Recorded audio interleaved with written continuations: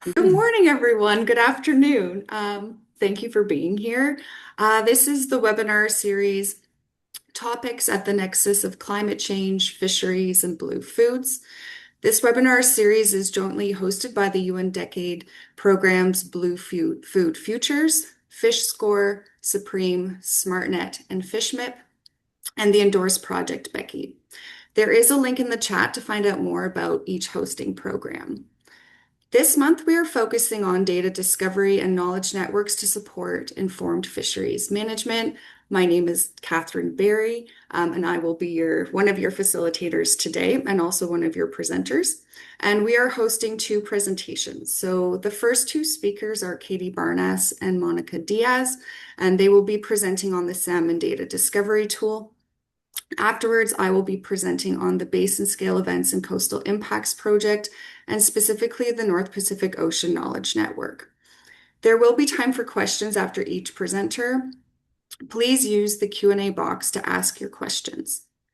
So I'd like to introduce our first two speakers. Katie is a research fisheries biologist at NOAA's Northwest Fisheries Science Center. She has worked on salmon recovery-related science questions since joining NWFSC in 2001. Monica is a project manager at PSMFC and has over 15 years of experience managing collaborative regional databases and addressing data requests from multiple partners, including creating requested data visualizations. Monica has focused primarily on salmonid-related data systems, supporting associated collaborative efforts, website content, and overseeing technical project management for data system, data query, development, and refinement. So I'd like to hand it over to Monica and Katie. Thank you for being here. Yeah, thank you. All right. Can we go back one slide? Perfect. Good morning, everyone from very soggy Seattle. So today, Monica and I are going to present a data discovery tool that we've been working on. And I know this audience is broader than the Pacific salmon world. So this isn't, we're starting with Pacific salmon, but it's a salmon data discovery tool that is related to all things salmonid. It's a joint collaboration between the Northwest Fisheries Science Center, which is one of the science centers within NOAA Fisheries, and Pacific States Marine Fisheries Commission. So there's a lot of us that have been working on this. Monica and I are just here as the presenters today to give you a tour of the data discovery tool and give you some background on why we developed it and what we hope to see happen with it in the future. All right, next slide. So in the NOAA fisheries world, we now have this little Google Gemini tool where we can have AI beautify our slides. And this is just kind of put in here as a fun introduction to what the data discovery tool is. So I clicked the beautify slide button and it gave me the same slide. It took my whole presentation of 20 slides and turned it into one. And this is the one slide that came out the other end multiple times. I tried this on different slides. So it told me that what we're trying to say today is that there are data silos and fragmentation, and that as salmon travel through the various ecosystems, the data collected about those ecosystems goes different places. It's hard to find. You have to search multiple sources to compile it. And ideally, if you're dealing with one species that uses multiple ecosystems like salmon, that would be easier to find in one place. It also gave me a rainbow trout, which is kind of appropriate, but not really an anadromous salmonid. And then our target here is then some kind of unified access, a single repository where a bunch of these data products of different types can end up where they can be more easily shared and accessed. Next slide. So here's my version of what I told you I was going to say. The problem is really we need to be able to find the data that we want to use easily. Everybody has their favorite spots to go. Not everybody knows about all the data sources that are out there on the web, different people, contacts. There's a bunch of different ways we go about getting the data that we need to do our kind of day-to-day science projects. And then we do create a lot of different data products. We are 20 plus years into Pacific salmon recovery. There has been a ton of effort. Most of that effort has come out in the form of either publications or white papers or tech memos, reports. Those things are housed all over the place. They're not easy to search in one search. And then there's a bunch of one-off data sets that were associated with each of those projects that didn't make the final report, the final paper, that are still really important to have access to and could be used for future studies. And then we have different kinds of data products stored at different places. So freshwater lives one place, estuary, nearshore lives another place, ocean lives another place. If you want to do something like a salmon life cycle model, that's a lot of different places that you need to go to find that data. Even if it's just data that we have created or collected in-house, just to find data in this building is a constant problem for us. And that's kind of just the microcosm of the bigger issue, which is that there's so many people working on this and it's hard to know all the places you need to go. So our solution was to create a data discovery tool, a place where all these different types of data created by all kinds of different groups could all live together and be searchable. And it was important to us that both as data users and data creators that you could have a report and the data that went into the report stored with it. You could have multiple data types. It wasn't a database that had very strict requirements for what kinds of files went into it. Next slide. So to give you an idea on the scope, geographic, we are starting off with the west coast of North America, so Pacific salmon, but it doesn't say Pacific salmon in the title. So I know there's folks that work on Gulf of Maine salmon. Species environmental indicators, we basically, anything that salmon interact with in their life cycle is in play for types of data that are included. So that can be predator-competitor species, that can be environmental indicators, ocean conditions, temperature, anything you can imagine that you would want to think about if you wanted to look at any kind of species interaction or even ecosystem modeling. So data types, and I think this is like a really cool part, is that instead of just saying we're going to take one type of data, you can take pretty much any type of data. So you can take a report, a PDF, GIS layers, derived data products, can link to GitHub, can take your Excel data files or other kind of tabular data. And so really it's a place where you can put pretty much any kind of data product that you happen to have. And then the contributors, anybody. It's open to anybody to, you do have to register on the website to be able to upload data, and that's just so we have a contact associated with that data. And then the users, it's publicly available. Anyone can go poke around, see what's in there, download some data. We tried to make it really user-friendly in terms of how we search and find and download data. Next slide. All right, so I'll do a little tour later, but this is what it looks like when you get to the page. And we wanted, as data users, we wanted the first thing that you saw would be, if I'm interested in ocean, estuary, or freshwater information, that you can click on one of those boxes and just straight away go to one of the ecosystems, or that you could start immediately with a keyword search, not like a little icon in the corner, but straight across the top. This is how you get to the data. Next slide.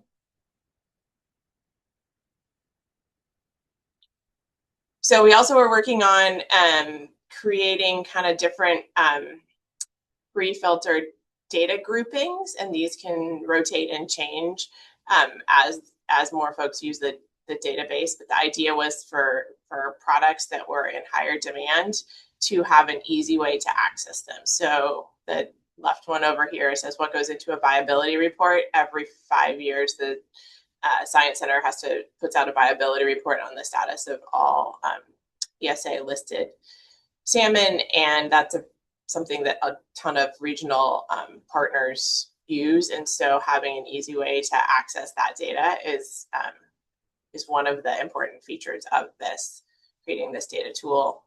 Also, there's the spatial data component in the bottom right, and spatial data is also another thing in high demand, and another thing that's hard to share other ways because of the size of the files and all the documentation that comes with them. And so one of the things, I'll go into some of what the spatial data we have loaded already in a minute. Next slide. All right, so this is one of the most popular so far data sets that's getting downloaded. So intrinsic potential is basically looking at the geomorphology of the landscape. So looking at slope, looking at substrate, looking at the things that are kind of the more of what you can measure that's there that's not really changing. And so intrinsic potential is important in looking at potential habitat. So you can, if stream reaches are too steep, they can be excluded as areas to restore or thinking about in other ways. And so intrinsic potential has been done throughout the Pacific Northwest through a bunch of GIS analysis. And it was something that was often asked for, and we had to rely on an FTP site or other ways of trying to share that data. And so now it's slowly getting loaded into the database. And I should say this database has been live for 6 months maybe, but it was right before the government shutdown. And so we kind of came to a screeching halt on loading data and talking to folks about it. And now we're starting to build that effort back up. So if you want to look at a spatial data set, we've got, you search, intrinsic potential comes up for a couple different places, and then just I kind of zoomed in on what it looks like for the steelhead. So we have the little thumbnail, and then there's the download button. I don't know if everyone can see my cursor or not, but there's a download button in the dark kind of gray to make it really easy to find, and you get basic metadata details with it right away, so you can tell if you want to download and look further into this data or not. Next slide. All right, and so that was one of the ways to search. There's a bunch of ways to search. You can filter pre-built filters, filter by ecosystem, filter by species, filter by ESU, DPS, so the listing unit, filter by population, so the smaller unit within the listing unit, filter by time period, also by fishery management areas. And we're hoping to be able to include some more like fishery catch data and other kinds of data to kind of fill out the whole realm of all the different data types that we collect. And then there's also spatial search. So you can basically keep making that box smaller and smaller and smaller until you get into your target area. And then there's always an advanced keyword search as well. Next slide. All right, so that is the kind of user experience. This is the experience of folks that want to put their data into the data discovery tool.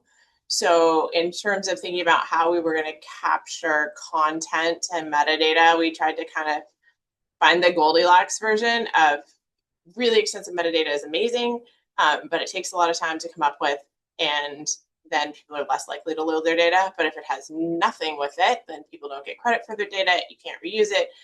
So there's a kind of a happy medium. And so happy medium is where we went. So it's kind of what you would expect to see with most data sets. So we have an ecosystem, a title, a description,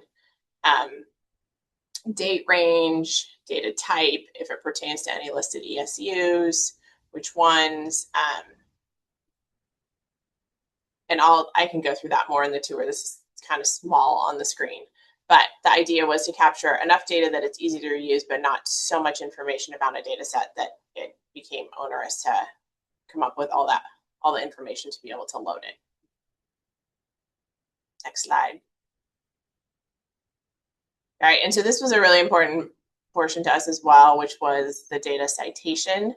So, I mean, it's happened to all of us. You get an email with a bunch of data in it. Your citation is like, you know, a person's name and a date and an email, which doesn't actually help anybody that wants to use the data in the future. One, it's not accessible by anybody else. Two, you don't have the right documentation to be able to use it or attribute it to the folks other than the person on the other end of the email that may have created the data. And if you need basic info like contact and dates and other things associated with it. So we created a kind of a citation template that is mandatory to fill out to get your data set to go to the public side of the database, which includes kind of the minimum requirements, the name, the data type, the dates, the contact organization, and then it has different fields in here like data collectors and citation notes where you can actually, if it's a multiple group data set, so you've got, I mean, in our world, there's a lot of times you have states and tribes or NGOs in tribes or NGOs in states or multiple states working on the same project, and you want to be able to give credit across all those projects for joint ownership of the data set. And we intentionally built in the fields to be able to do that in the citation portion. Next slide. So the rest of the kind of the process of data uploading, there's a contact portion in there, so you can put multiple contacts in there. We just had a huge wave of folks take early retirement at NOAA and lost a bunch of our first level contacts with the data, and so have built in ways that you can have multiple contacts, and so you can have, as somebody retires or takes a new position, you have ways to still have somebody have the ownership position of the data. And then there's the coverage area, which you set when you upload data. And then finally over here is the little upload form. So it has the file type, a description, and then the file. And then there's a place to upload the metadata file if you have a metadata file ready to go, and also a citation file. So if you want to actually just prescribe how folks cite it, then that will download with the data too. Next slide. All right, so that is it for the presentation portion. Either the dyno there or the link will get you to the website. And I'm going to switch to trying to share my screen.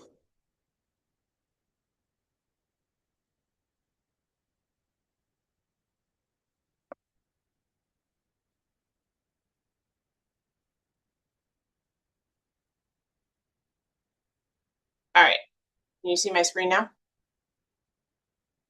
Yes, one who says yes. Okay.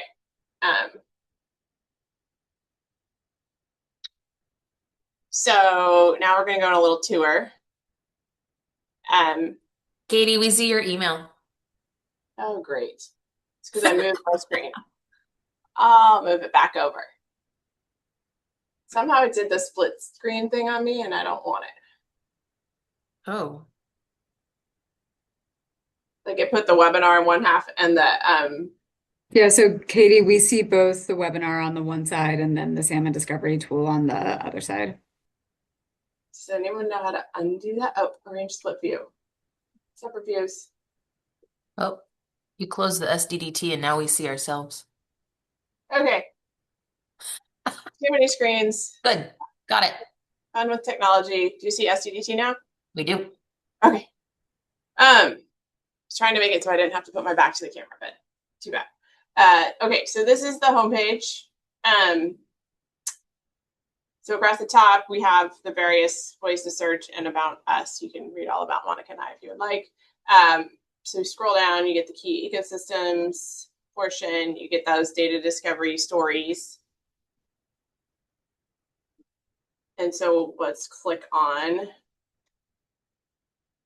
search. What should we search? Salmon seems too broad. Ocean. All right, so in here we search for ocean. We have data for the Northern California current salmon stoplight table.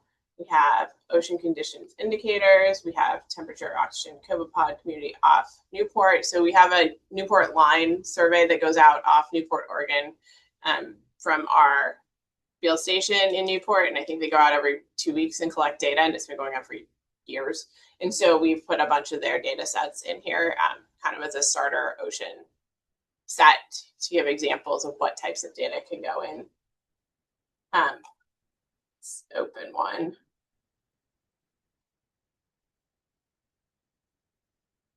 So this is just to give you an idea. So here's the download. You get basic information up here.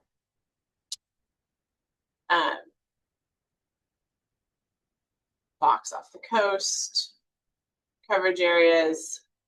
Here's your citation information, contacts. We have 3 people associated with it, which is great. And we don't have any information in the data set used in. But if you wanted to be able to kind of link data sets together, you could put that these were all used in some report or some status review process for salmon. There's ways to link different data sets all back to the same project. All right. I'm going to log in. So then you can see the add new data set option. All right, so up here we have 3 different versions for status. Well, I guess really 4. We have drafts. So you can start entering data and then take a break, come back later. We have published, which is publicly available. We have pending approval, which is not sure. It just sits there until we get published. And then we have archive, which really is just if you updated a new, you added a newer version of your data set and you want to pull the old one off, then it goes and sits in the archive, and it is no longer publicly available. So content description, this is the basic information about your data. And then citation information.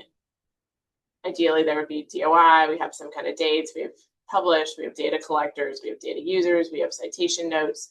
As much information as we can get on the data set, the context portion, and then this is how we would add data. So we have the source, the description, browse to add your file, browse to add your metadata, and then we browse to add your citation file.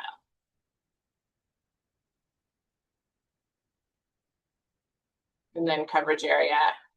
And without adding data in, it won't prompt me to this, but we do have a pop-up box that basically says, 1, are you sharing anything that is PII or shouldn't be shared? And 2, are you the correct person to be sharing this data set? So if I had data sent to me by someone in a tribe that wasn't supposed to be made public and I decided to load it up, that should be my warning that I shouldn't be the person loading. I should go back and leave it in draft mode, go back, talk to my contact at the tribe and ask them if it was okay for me to put it in a public facing database. So we've tried to build in as many kind of checks as you can to keeping people honest, but at the same time, wanting to be able to make as much data available as possible. And then there is a button after you, there is a way if a data set looks wrong or it looks like, no, we don't, to report issues to Monica or I, and then there's a button too when you open a data set if something looks wrong to click it and say like something's wrong with this data. And then Monica and I get an email that prompts us to go in and look further. You can show that if you go to the advanced search and click on any of the data sets, a data card. Yep, There we report go. this data. Report And then this if data. you click on it, you put your information in there and describe why you think if there's something wrong with this data. And it comes to us, and then we can actually pull it off the live site for the moment, and the data uploader will get a notification to fix it. And if they don't think there is an issue, they fill out something very similar, and the admin will have the rights to post it back to the site to be public. All right, and I think that's about, we've used up most of our time. Are there any questions? Stop sharing as well. Thanks so much, Katie, Monica. Hi, folks. I'm Claire Enderline. I'm the program manager for the FishSCORE program, and I'll be facilitating the Q&A session and then turning it over to Kathryn. So we do have a question. We've had a couple questions that have come up in the Q&A box. So all participants should be able to see the answered questions. But for those that might not have been looking at those as they were answered, we'll take a couple minutes. So Carlos asked, are there plans to extend the tool to other species or other regions? And Monica, I know you typed an answer, but do you guys briefly want to talk about that real quick? Yeah, and Katie can jump in so she knows what I said. Like Katie said, we're focusing just on the Pacific right now because you don't want to start too big and then overwhelm everybody. So we're kind of going on demand. And if we don't have the capacity to go to other regions, we are more than happy to work with anybody who wants to create a similar tool. we already have the development side on the back end to share with other people. And we, um, you can add a link, so you don't have to upload a file or data or a GitHub. You can also connect a link to another website using the tool. And so that way we can keep, if other tools like this happen to be developed in other regions, we can actually link them in our site. So like we will link what Kathryn's going to present. We can link on SDDT. So you'll always have that as a resource. So I hope that Great, answers thanks, your Monica. question, Carlos. Yeah. And Carlos, feel free to follow up by asking another question. Bill Tweet had asked a couple follow-up questions related to that. Noting that the map didn't show Western Alaska, and if the geographic scope would include rivers of the Eastern Bering Sea, as well, a follow-up that it would be useful to connect the tool with data collected every year by the North Pacific Anadromous Fish Commission on Pacific salmon populations in the Western Pacific, and specifically in large marine ecosystems like the Bering Sea and subarctic convergence. The presence of large numbers of hatchery and natural origin salmon from Asia is understood to be a major factor. So I don't know if you all want to comment on that a bit, or. Go ahead, Katie. I haven't answered that one yet. That came in right when you were done. Yeah. I guess the Fishery Management Council data is definitely on our radar as something to grab. So, because a lot of it is in reports and one-off files that end up other places. And if you know to go there, it's easy to find. But if you don't, it would be great to incorporate them in. So yes, the problem, the holdup is the loading of files, which means someone has to go get it and someone has to load it in. So we have a very long list of things we want in and a slower progress of actually loading all those things up. Yeah. So to make it clear, Katie and I are not loading data. We are reaching out to the public to make this a tool for you guys or anybody else out there who wants to put data in here to share it with everybody. So if you have people you think that this would be interesting for them or useful for them, we are happy to reach out to them to let them know. So it's really Katie and I going out and just making this tool aware to everybody so that it can be useful for more folks. Thanks so much, Katie. Oh, go ahead. Yep. Some of our own data, but yes, the idea isn't that we, like, people send us data sets and we load it. The idea is that, oh, I'm on this commission or this group and we have great data sets that are only sitting one place buried on our website. We should make it more available and having somebody then go and load it up. It takes 10 minutes, maybe. We have a couple of people in the office that like the last 10 minutes of their day every day, or they set aside the last 30 minutes to just load up a data set like 2 days a week. And we've been making progress on getting things loaded in, because it's nobody's top priority, but it's everybody's wants to be their top priority to be able to share their data at the same time. It just is, there's no deadline associated with it. And so it's the easy thing to keep pushing off. But it's a really important thing to do to make sure that we all have access to these data sets.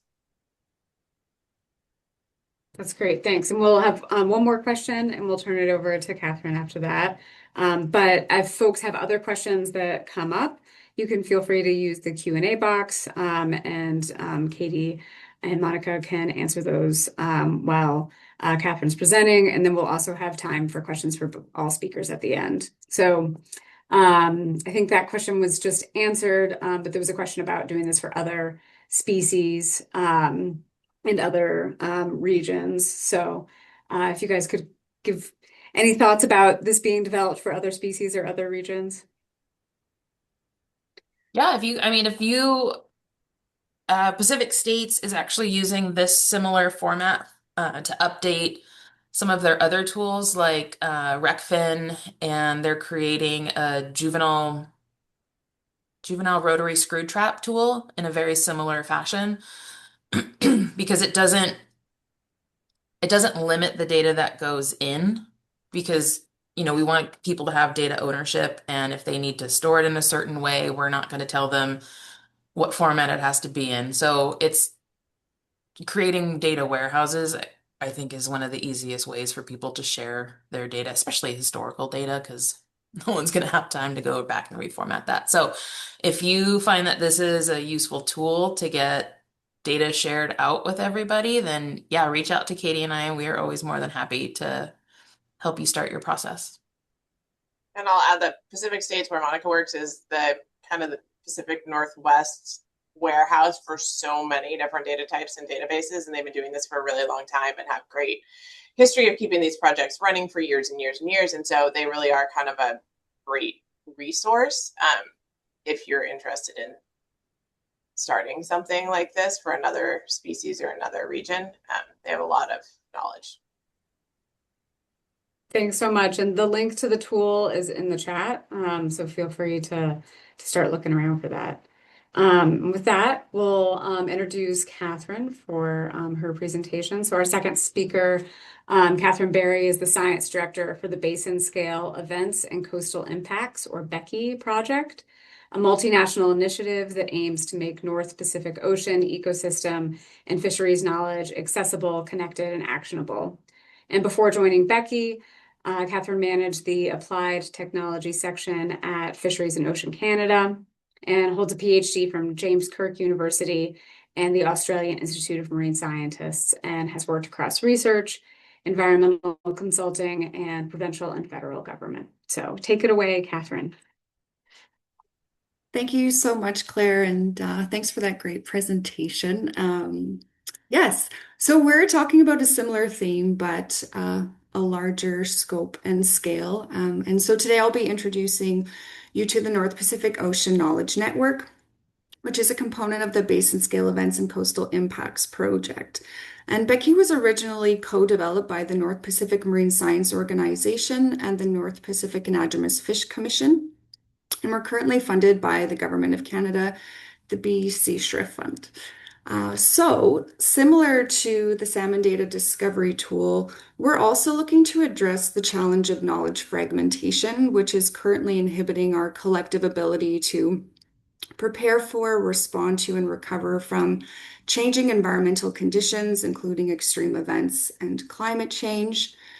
We're currently in a place where we have more ocean knowledge than ever before, but it's fragmented, it's siloed within organizations and national boundaries. It's hard to access, it can be hard to understand.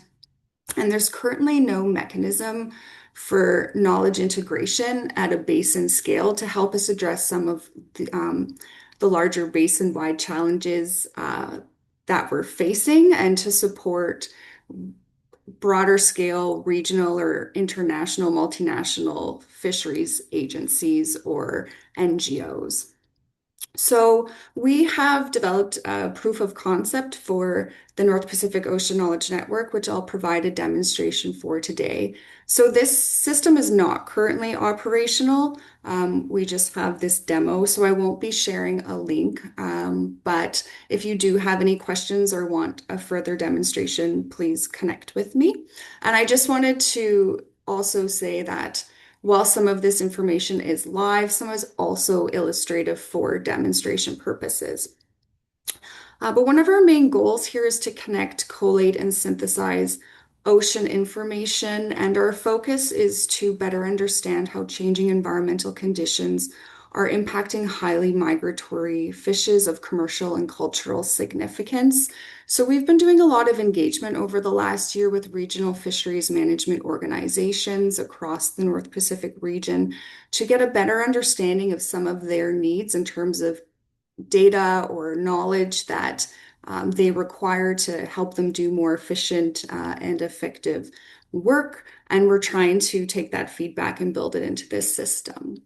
So I'll just start here by talking about our news feed before jumping into, we have 6 interactive dashboards and also an interactive map.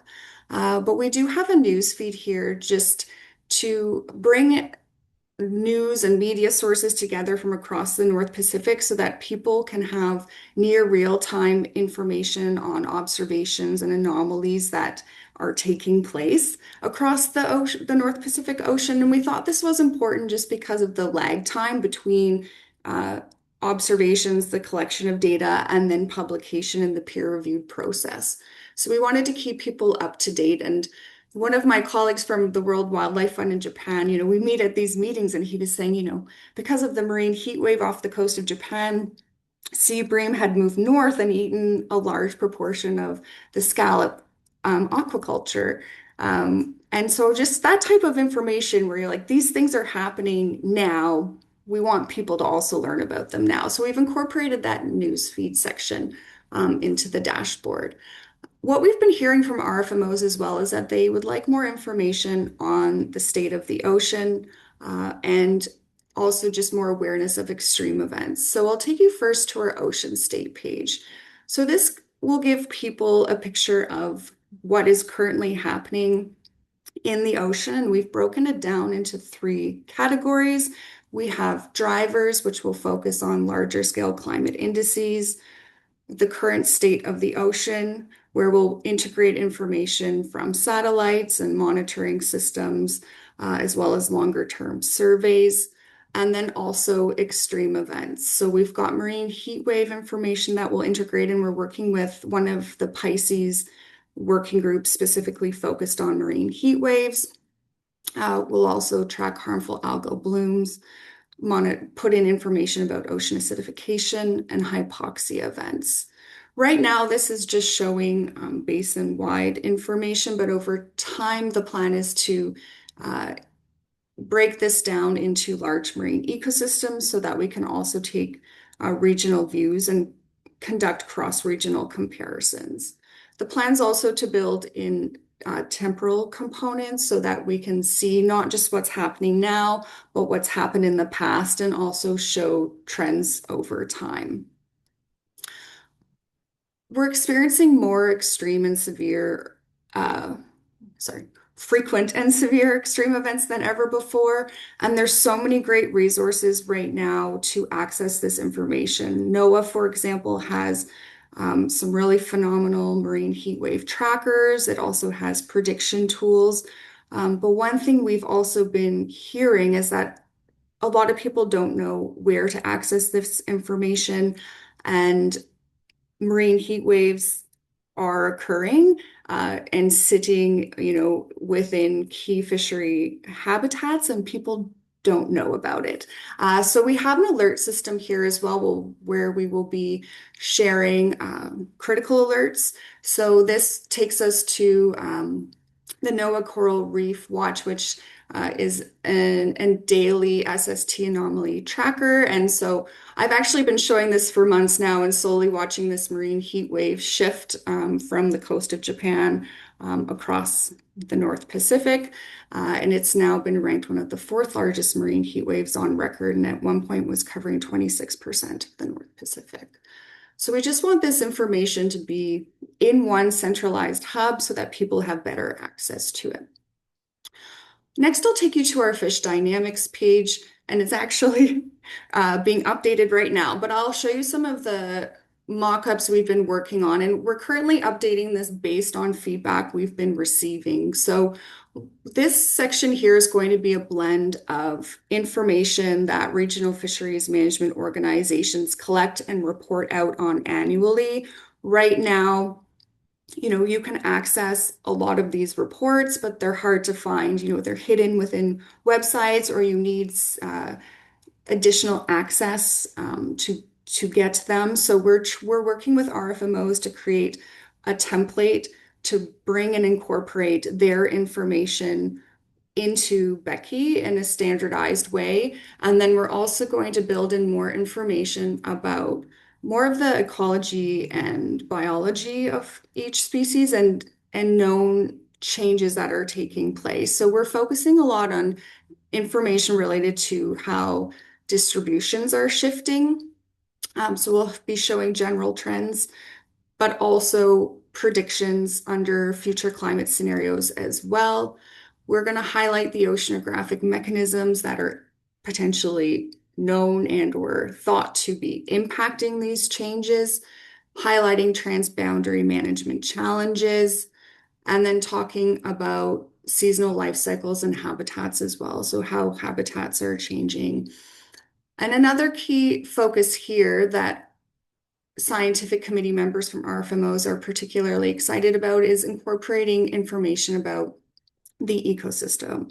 So this isn't functional right now, but our plan over time is to build in information about predators and prey, about ecosystem health within those large marine ecosystems where these species are known to spend different parts of their life history stages and life cycles, and build out on that so we have a better understanding, like an ecosystem scale understanding rather than just zeroing in on the fish themselves. We're also, I'll show you because I have it open here too. So we're working on now a blend too that incorporates more fisheries information into this too, but trying to find that balance between not bombarding people with too much information in one place. So picking out key information that the RFMOs want to share with the distribution information and climate vulnerability information. So now bringing this back to the ecosystem context, again, we want to create a dashboard that combines and integrates this information. So we have an ecosystem status page as well, and this is where we'll focus on ecosystem health, but bringing information together. We're also using the stoplight approach here that's commonly used by NOAA and DFO. So we'll be showing current conditions using the green, yellow, orange, and red, be showing trends, and then management concerns as well. So we've identified some ocean indicators that were actually highlighted by a working group at Pisces for potential indicators that should be tracked specifically across the North Pacific Ocean. And our intention is to use those and create a standardized framework to track these indicators over time. So some of them are outlined here. And I'm currently working with the Pisces study group on developing the next North Pacific Ecosystem Status Report. So we're working together to discuss updates to that process that will hopefully feed into this portion of the network as well. And we've broken it into different regions, but the plan is to, once again, separate this information by large marine ecosystem or, specific ecoregions within the North Pacific and track core indicators across all of them, but also being mindful that there's different concerns in different regions, so each will also have a regional focus. Now, it's one thing to see these all, spread out over region, but we've also built in the functionality to have cross-regional comparisons. So this will mean that users can actually click on specific LMEs and be able to view the indicators across the board and just pull out a little bit more information, based on region if you're interested in what's going on in just your area or multiple areas across the North Pacific, you'll be able to do that.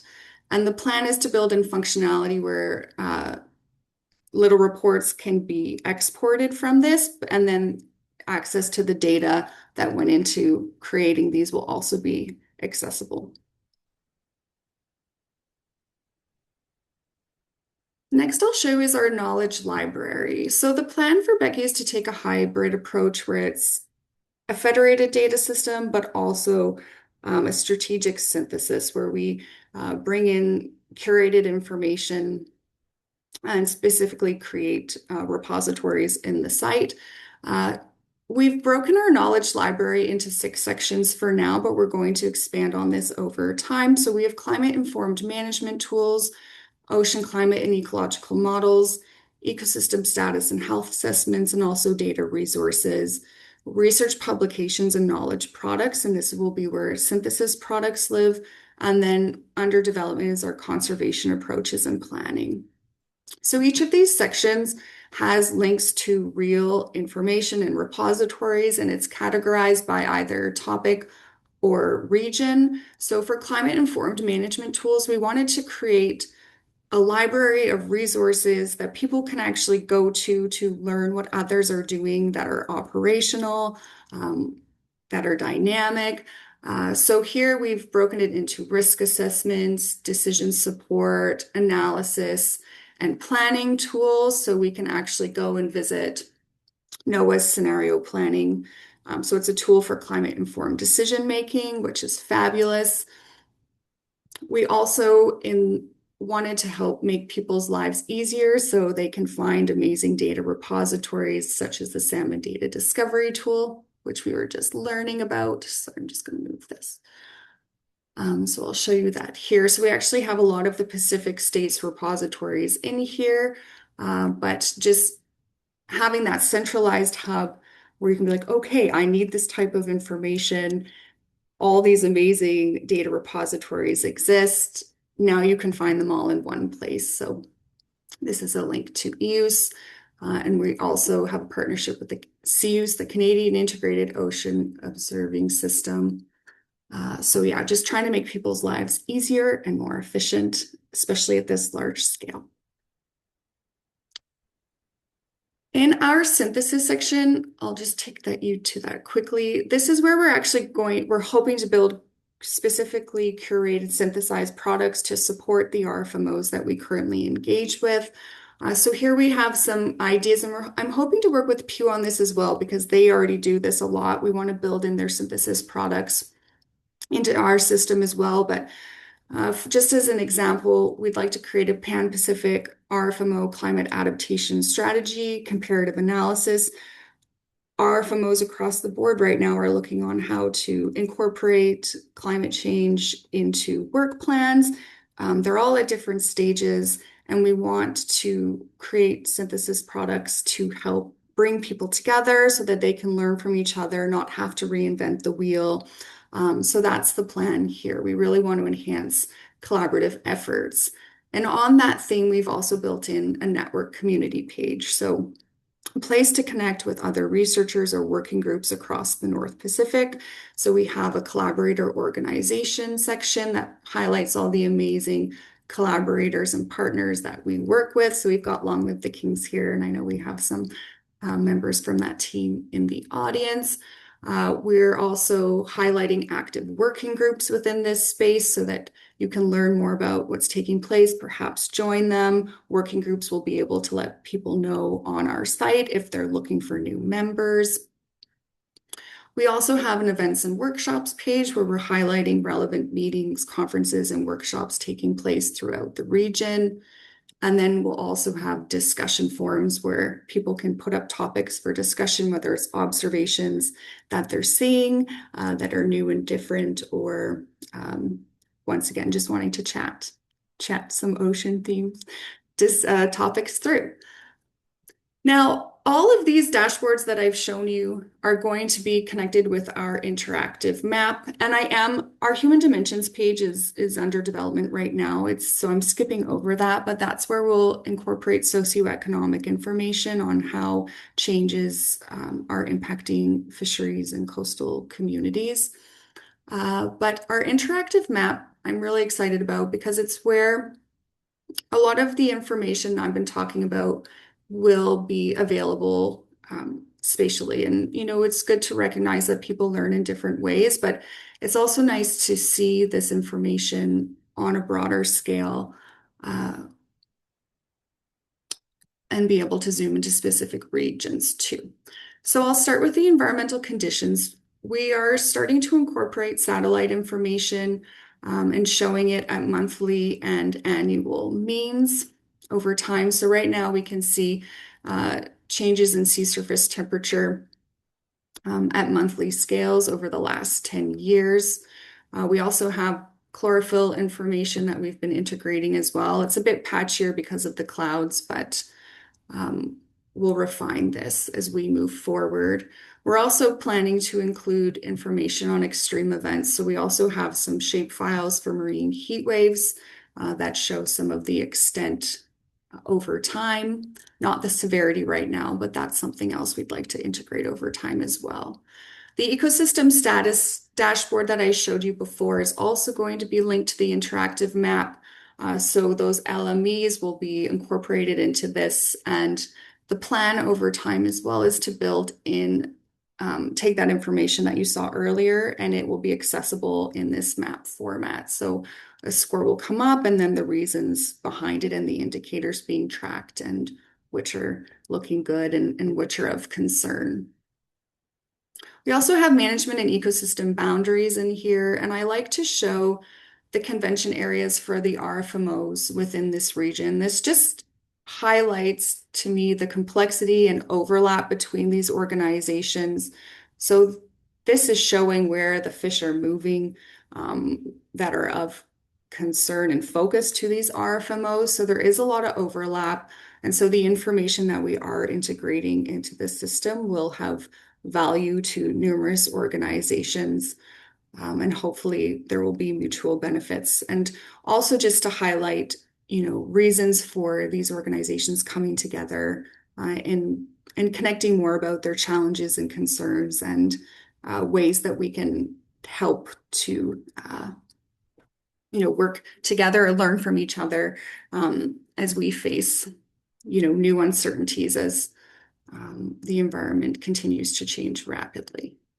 And the last page I'll show you here is our fish dynamics and impacts page. So we're looking to integrate information from that fish dynamics page onto this map as well.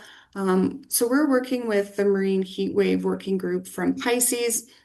We did a preliminary review of the impacts of past marine heat waves that we've been building onto the map, and they're doing a full review right now that we're going to build in over time. But right now you can see we would like to show you just create a library of impacts and management responses. So here you can click on different marine heat wave incidents that impacted fish of focus for certain RFMOs, and it shows what took place during the marine heat wave, the severity of the marine heat wave, the economic impact, and the management response. So the management actions that were taken. And this will create a space where people can come and learn and not have to sift through literature every time something takes place. We'll have it all on the map and within the knowledge network. We're also starting to incorporate general species distribution shifts over time. So these arrows are just showing general shifts for certain species, but the plan over time is to make this more dynamic. And we've been speaking with species distribution modelers about embedding their work into the map directly, so that we'll be able to see shifts that have taken place, but then also shifts that have been predicted under future climate scenarios. So if you'd like to learn more about the BECI project, you can check out our website. And we're happy to talk more, or as I said, arrange further showings of the network as we progress. But with that, I'll take you back to the homepage, and we have a couple minutes left for questions. So thank you very much.